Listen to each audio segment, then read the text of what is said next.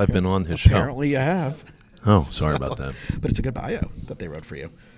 Oh, good. Yeah, I mean, so I was just going to, Yeah, steal that maybe text that might to need me. to be updated, but yeah. Would you mind texting it to Yeah. me? All right, well, you'll see if you like it. So, well, clearly we've already started, everybody. Welcome back to another episode. Yeah, you know the name. I'm not even going to, right? But this is really cool. We're at a conference. It is called GoBundance. That's right. This is day 2 or 3 of me interviewing some really amazing. I'm a guest. I'm interviewing people who are members of this community. It's been incredible to. Have you been able to go to some of the events and have. presentations? Oh my goodness! What stands out about being part of these masterminds to you? Okay, so I've done different types of masterminds. I haven't even introduced you yet. We're going to get into that in a second.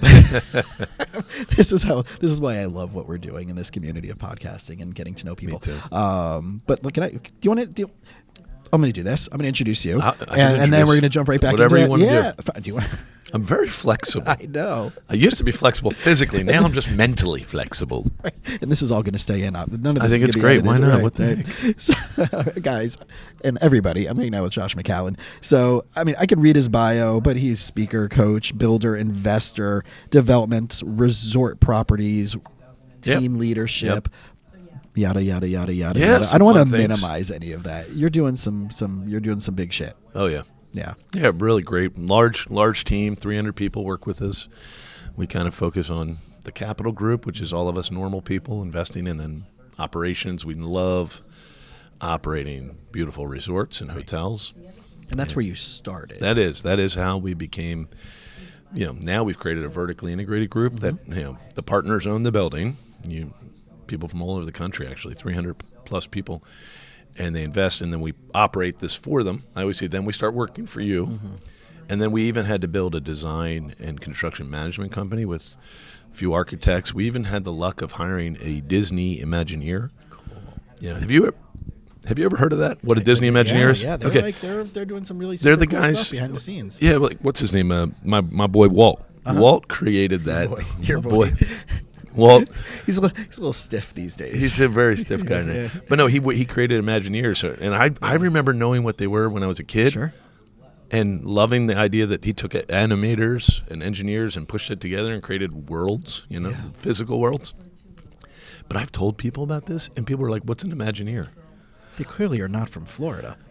There's a lot of people who don't know what a Disney Imagineer is. Like not knowing what a café con leche is. A café con leche. Yeah, I like that. Yeah, very nice. Yeah. So when you're doing this, so walk me from beginning, right? And sure. I know you asked me the question about what I got at. What am I getting out of this? And this community specifically is the culture, right? There's a really amazing culture here. I know there's bare minimum competencies to enter into this community. And some people can say, like, well, that's not fair. But there's 1,001 entrepreneur conferences one can go to, right? You can go to a 10X. You can go to anybody from anybody and anybody, right? There's people who are just throwing these on every weekend, but this requires a bare minimum competency, as I call it, to enter. I don't even know if I've discussed it on any of the other episodes with other guests, but I'd love to help you explain it to your audience if you want. Yeah. So what are the qualifications to be part of this community? So I joined GoBundance in 2018, and you do need to have a minimum of, asset position of $1 million. So whether it be you don't necessarily need to have $1 million cash, but whether it be your home, your business, maybe your 401k, you add it all up, you need to have $1 million in net worth, they call that. Then you have to be committed to doing the work. So this is a very intimidating group in some ways, right? Because you have to, they call it radical accountability or extreme accountability, they call it, because you have to show all of your business ventures, your wealth, your struggles. You got to get naked. You got to get very naked. Yeah. So anyway, there's a lot. I would say that you have to have the willingness to do that, humility, certain amount of vulnerability. Yeah. Do you think that's embedded specifically in this culture compared to other types of mastermind or mentorship communities? I'm in probably 3 types of organizations where you kind of get group peer-to-peer coaching, which I guess if you want to summarize the word mastermind. By the way, do you mind if I put a plug in? Please. If you guys are enjoying what we're talking about with GoBundance, my name's Josh McCallen, as we've shown, and of course our big podcast, which we got to get you on, capital hacking. But if you ever wanted to look into things like GoBundance, we've created like an onboarding ramp. So if you just recognize or mention me or call me, I can help you get in, and we created like a subset of people within GoBundance. So it's just something we do with capital hacking. So basically, So if it's you're, like a JV. it's type like a of JV. Like if you want to join GoBundance, all you do is call me. We'll get you in. But then you're also part of an extra bonus package of ideas and time and community. So basically, a subset of a subset. Got it. That's Little so extra cool. value. Yeah. Well, this is what I think is being added here is not only are people investing and they're obviously paying to be here on top of their investment, but I was sitting Friday night, last night, people are just tossing ideas around. Obviously people are doing deals with each other, but they're also like, talking. I overheard there was a certain person that showed up this morning and who's part of this community apparently, and they were just talking all about their marriages at the table. And this is someone who's a very big person apparently in this community, and it was just like everybody was just sitting over breakfast talking about how do I make my marriages better. Wow. That doesn't happen everywhere. I'm glad you brought that up. Yeah, we're getting used to it now, 4 years into it, but you're right. This is, the name, I didn't name it, but I do appreciate that it's all about abundance here. So the theory, I think what you just said, the theory is if you're going to be talking about your marriage, it's the opposite of corporate America where it's like zero-sum game. This is clearly all boats float in a rising tide. Yeah. And that's why my podcast, when it came out of being a therapist, when I started my journey into this, I never bought into this entrepreneur. That's for the people that have all these things, and I'm the scholarship kid, and I'm only a therapist, right? The only and the just, all those things. Until I went to an entrepreneurship conference that my buddy took 2.5 to 3 years to convince me to go. Really? I'm not an entrepreneur. Well, I don't have a business. I have a private practice, right? And I have a 3rd-generation family furniture business, which is do you really? They're doing wonderful. Wait, what kind of furniture? I might need some. There you go. So it's anything. Well, commercial or residential? They do for both, but it's mid to high end. Nice. And all spec. Do they do design. Hotels? They could. Well, and they have let's talk to them. We'll Where's headquarters? Fort Hallandale Beach. See? We're Getting some deals done right now, all GoBundance style. So and I decided not to join the business. And, I see the difficulties, and I love my family, but I also know my emotional side. And I know you partner with your wife, right? I do. In one of the businesses. And I don't know. There's so many different topics we can get into, right? But we can talk about family dynamics and working with partners. We can talk about partnership with all of that. Yeah. So I'm the guy with the 10 kids.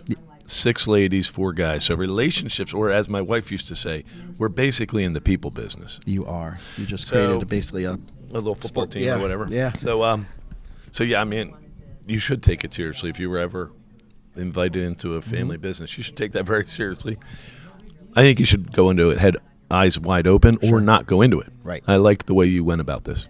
Yeah, I'd rather have a relationship with them.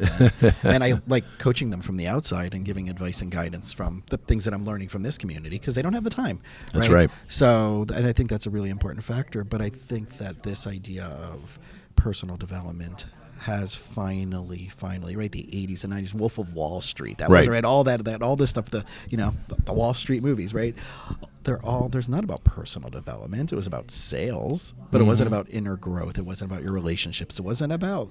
It was go out to the conferences and do all the crazy stuff. Not go to the conferences to talk about how you want make your marriage in a better way more crazy, and you want your kids to be in a better way more crazy in a good way, right? So I feel like this tide has shifted. So since you're journeying, right? So you started off working in the hotel industry. Well, would you like me to share the journey? Yeah. The journey, I'll summarize it briefly. Grew up in welfare, nice mom, brother, dad left. And so I enjoy work. I mean, I'll work all day. I enjoy it. Been doing it since I was 12. But fast forward, we get married young, my beautiful wife, Melanie. We have a child by 24. And now we're, happily married for almost 25 years. 10 kids, as I mentioned. But in the meantime, we had a couple really wonderful little surprise opportunities. So early on, I thought I was going to be a teacher. I studied education. And then I came up with this idea, you know what, I'm going to go back to school for an MBA, but I'm not going to do it the normal way. I'm going to hack this. I'm going to be working for the university, getting my MBA for free. Yeah. And so I took a recruiting job for colleges. And while I was doing that, I met a billionaire who was creating a college. A private school, and he knew me through people and gave me the job to be his first recruiter. I mean, I was only 25 years old. Hilarious that he did that, but we ended up doing a good job. We lived in Michigan for a period of time, And then from that, another cool situation was I got an opportunity to go to Europe and run a study abroad program for an American school. Mm-hmm. Well, that school had owned a 700-year-old monastery turned into a 4-star hotel in the foothills of the Alps. I mean, Maria von Trapp could have come around the corner singing. The hills are alive. They are alive. I can't sing today. But so it was absolutely idyllic. Because you're having a what? Cough drops. A recall. Yeah, right. Oh, recall. Right. Good. So that experience changed me in a lot of ways, right? It just opened the aperture, and we could see life differently than just a career. We enjoyed living in the village of Europe, in this village. So 4 years later, the contract ends. I come back to the U.S. and I say, we're going to get into land development, honey. My wife's like, what the hell's the path into land development for you? I'm like, I don't know. I just feel absolutely drawn to it. So you knew nothing about it at this point. It's just like I watched This Old House since 1979. Right. So I knew a lot about building houses. No, I was handy. I was a handy kid. Like but no, I man Taylor. Totally never had done a house build. So my theory was, well, I'll become a lender. Mm-hmm. If you're a lender, you're around builders. If you're around builders, you can maybe network with them. What years were this around? 2006. Okay, so this is before like YouTube was really anything you could. Oh yeah, probably right. Yeah. So like Facebook was out there. Facebook was out, but like where were you gathering the information at this time? And like, I mean, old school books and. Oh, how did I know how to become a land developer? Yeah. There's too much to go into there. I didn't actually know how to become a land developer. I knew where they probably would hang out. Okay, well, that seems to be the key message. Wait, was Ryan? I was going to. Yeah, I was like Ryan Seacrest. Yeah, everybody's been doing that. Ryan Serhant. There's a YouTube video of him like running through the streets, and he's like going to the subway, and it's like, oh, it's Ryan Seacrest. He's like, no, it's Serhant. So, I did not know it was that. Like 2 weeks ago. So maybe everybody saw that. That's why. That's why. But right, he was talking about. He's like, well, you go to where you go to. You don't live in that neighborhood yet, but you go and work out in the gym of the neighborhood that you want to work out in, and then you meet people and you network with them, and so. Well, the breakthrough was. Fast forward about 6 months of networking. I'm the lender trying to help people buy houses in neighborhoods. So anyway, I meet neighborhood people. One developer likes me but couldn't find a purpose for me, so he recommends me to another one. Now all of a sudden, once you get one referral, you have a little bit of relationship capital there. So you get 2 down the line, and everybody thinks they all know you, which is great. And eventually I stumble into an office that's a very wealthy family. They call those types of things family offices where they own businesses. And they, serendipity, they were building fancy beach houses for flips. I get an opportunity to be a project manager because they just were shorthanded. $55 million of houses later, 2 years later, the recession starts. And that thing. He had bought a hotel. And that's the pivotal part of my story. He had bought a hotel to tear down to build more houses on the beach. And when the recession came, it didn't seem viable. Remember, there was just so many years there where there was such a soft market. There weren't as many buyers. So why take a big risk, right? So by 2011, 2012, he and I are chatting, and I don't even work for him anymore because, we hadn't built a house since 2008. And he goes, what would you do with that dump we own on the beach? My family owns on the beach. That is being rented out like a flea bag motel. I mean, it's just nobody even knew he owned it other than us developer side of it. Anyway, so I said, you know what? You probably couldn't sell it for what you paid for it because you bought it at the peak and now we're in the the trough. I said, why don't we renovate it, make it a boutique hotel instead of tearing it down, and use it as a franchise prototype and renovate beach hotels from here to Nantucket up in the Northeast. And he's like, I kind of dig that idea. Yeah. So I wrote this little business plan, and we've made this fancy hotel out of it. Long story short, it looked gorgeous, but it was handed over to somebody else to run, third-party management. And the beach hotels in the Northeast were super busy and popular for 3 months and empty for the rest of the year. So how do you manage that crazy transition of business? Imagine, at one point, when we grew the company, which we successfully gotten it to, we were having 500 staff for 3 months and 100 staff for the rest of the year. So it's crazy operational. So this is like what I envision the Catskills, like in the 50s it and is 60s, like that. Right? They all go up to it's your summer bungalow, and then you're gone. Yeah, exactly. And it's fast forward, the ghosts move in. Exactly, yeah. The ghosts move in. So we were wrong. You couldn't build a boutique hotel and hand it over to Joe Schmo. Unless Joe Schmo is a specialist at this. But if they're a specialist at this type of radical seasonality at a high end, really good service, they probably own their own hotels, and they're probably not doing it third party because it's a very small number of people in the world that can handle that kind of operations well. I mean, there's tons that can do it crappy. So we ended up having to let them go. We built a management company to manage the things we were good at building, and got our teeth kicked in for another year. You know, I always say hospitality is a pretty spiritual experience, man. People either are in love with you after you do a good job, or they want to hurt you. Sure. So that became a training program where we tried to teach that kind of intimacy to our teammates, how to treat people with dignity and respect everybody and love on them. And fast forward 5 years later, I have the chance to go off on my own. And when I go off on my own, I attract my wife into our world, and I ask her for, basically creative support. And we start renovating world-class hotels. We have, in the last 4 years, we've bought 3, and we hope to buy 4 more this year. Amazing. So this is right. So many people think that all of this stuff is out of reach. Right. And a lot of the people that the world that I come from is the W-2 world, right? Absolutely. And a lot of the themes this weekend that I've heard a lot is, like, I heard one person like, oh, I just left my W-2 job my last week, and now I'm fully, like, financial freedom. So from your perspective, because you've been in this community for a while, when someone's saying, like, I'm going to financial freedom, what is your Oh, you know what? Financial freedom is a lot less tricky than you think. Yeah. It just means that you keep your expenses below your non-work income. So if some people can become financially free at 25 because they have no kids, no responsibilities, and they're only spending $3,000 a month on all in because they're frugal people. So then they really only need to hit $36,000 worth of passive income. But the theory of being financially free means that the money doesn't come from your hourly work. So anyway, there is a lot of that anti-W-2 stuff here, but never, if you're listening to this, don't worry about it. No, there's a little, I will say these kind of entrepreneur groups do bend a little heavily on not wanting you to have a W-2, or we cater to people that tend to want to get out of their job and not work. Well, I think it's that transition from seeing that you're trading your time for money. Right. And like, I know for me at a certain point, I hit a threshold unless I'm doing massive, large packages and more retreats and all those other things. And I do, right? I am in South Florida. It happens to be, I had this conversation with a therapist the other day where one of my associates on the west coast of Florida, and the client kind of backed out last minute, and they're like, oh, I think it must be a financial thing. I'm like, no, it's not.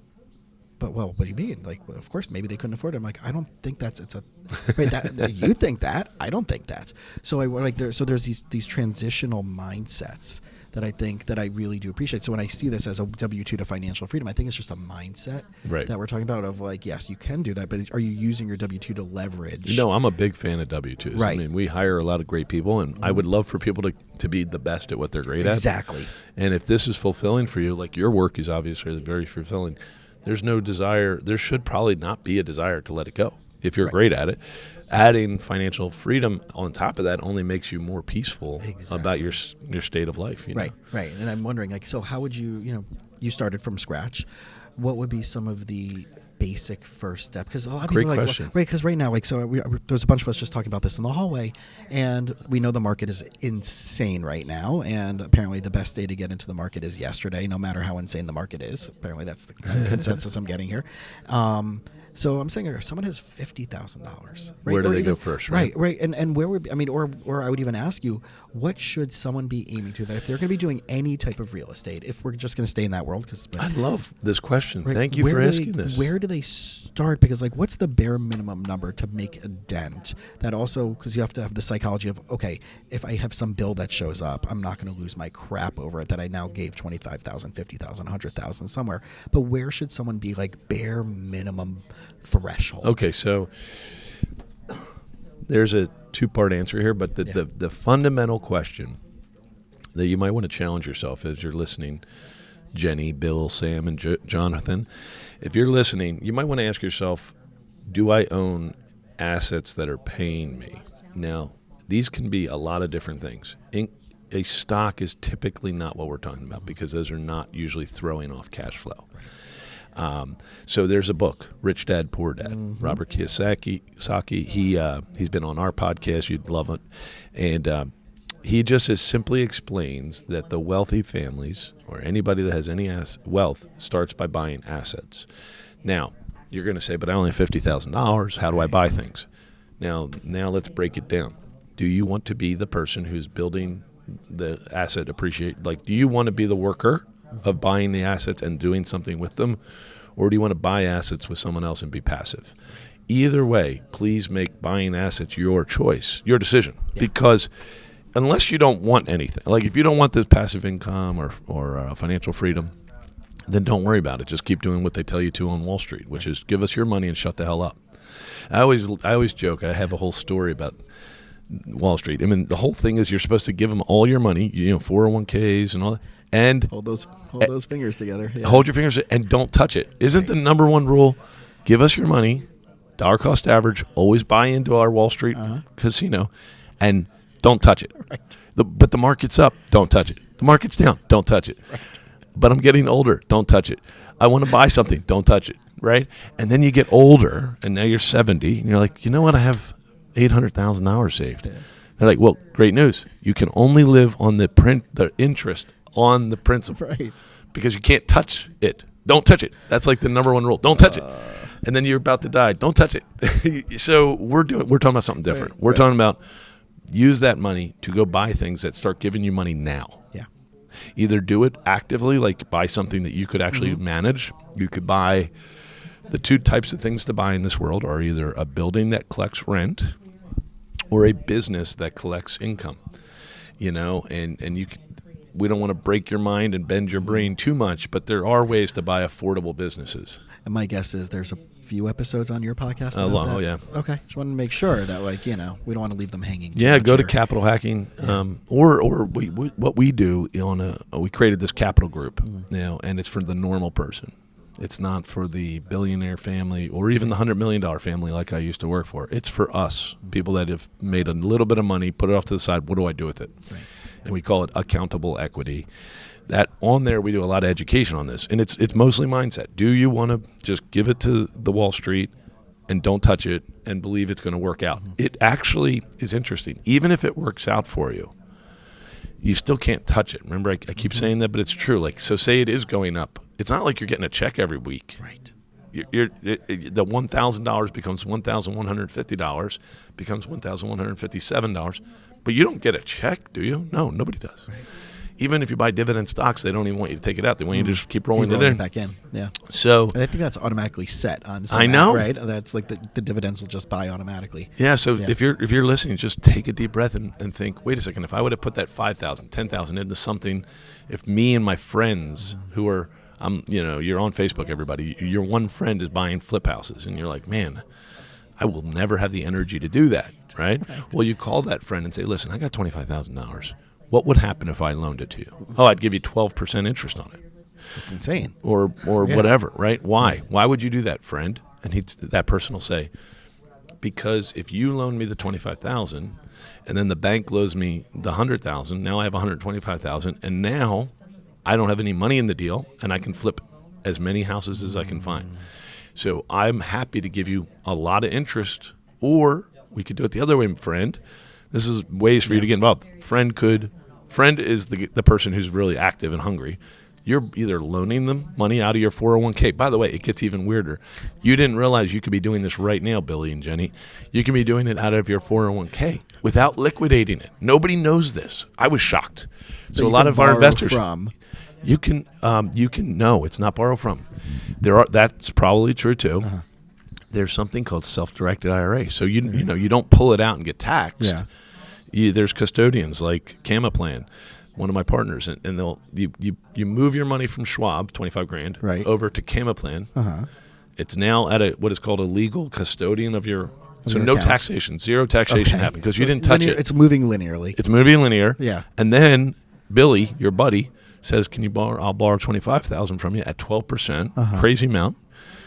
The money then is paid from Billy back to that private self-directed IRA, never to you. You actually never touch the money. You just make the decision. Okay. The money goes straight from your IRA. A wire goes out or a check goes to Billy. Billy uses it for 6 months, gives it back to you with interest, goes back in your IRA. And you say, Billy, I really like that. Let's do it again. So you just keep recycling the money. The 25 grand might hit 50, 60 grand over the 3 years just from letting Billy use it instead of Wall Street. And what I love about that is Billy is doing something. See, Wall Street's actually not, right? I mean, what happens? They're betting. You're buying like a tertiary piece of paper. And what is Amazon doing with our $1,000? Right. Nothing. It might never even get to Amazon. Right. It stays over here in the world of Wall Street, right? So, but Billy is actually doing something. Creating something with it, right. And you might even be proud of Billy. You might be like, wow, I like what you did, Billy. Or what if it's 100,000? Now Billy's doing a small apartment building, like a four, and he's beautifying a part of downtown and making you money. Right. Now you feel great twice. Yeah, because you have an investment. You have an emotional investment in that too. Yeah, that's what we do on scale. So we have 300 investors that do the same thing for us. So we just do it on massive scale. So what should someone put aside? Like, if they're like, right, my teachers, let's say anybody even who have like a license related, like even an accountant or somebody like they have their family where they have their responsibilities, or they're new young professionals. Oh, you mean how much should they have in reserve? Like, no, what should they say? Like, if I can allot within the next 24 months, right, to put aside to just start doing what you just said, where would you say, like, this is where it makes the most sense? You should obviously have X amount of dollars in savings to protect yourself for X amount of months too. Right. What would those numbers look like? Well, I've never really, I'm not actually a financial planner. We're actually developers that people partner with. So we're not here to help people figure out their own plan. We always ask them, does this fit your plan?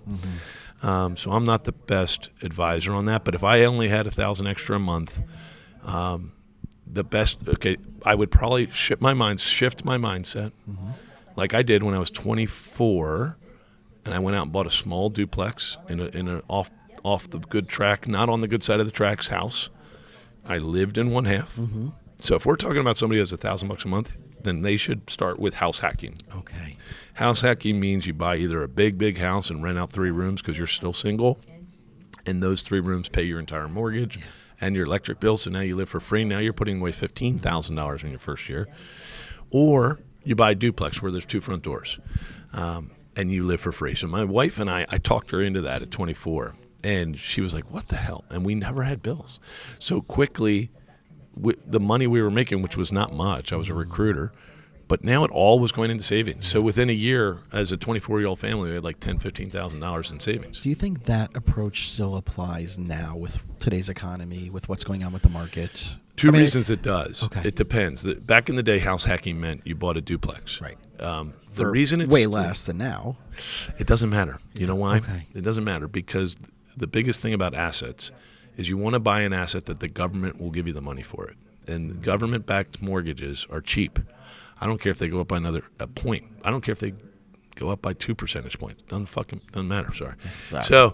So it's still cheap. Oh, and then by the way, at the end of the year, it comes off your taxes anyway. It's unbelievable. So go get the best loan you can get. If you have a W-2 job, I always try to tell the W-2 people, you have something I don't have. That W-2 allows you to get a government-backed mortgage like in a weekend. You do the paperwork, you're approved by Monday, you're buying a building 30 days later. Now you own an asset. You buy it. I don't care if it's $600,000. If you can rent it out, what's the mortgage on $600,000? I mean, they say you got a $550,000 mortgage. If you're a first-time buyer, you only need to put 3% down. So you're putting down $18,000, and that's where you put your $18,000. Right. Now you go buy that house. You might have a $3,000-$4,000 mortgage, but you rent out each room for $1,200.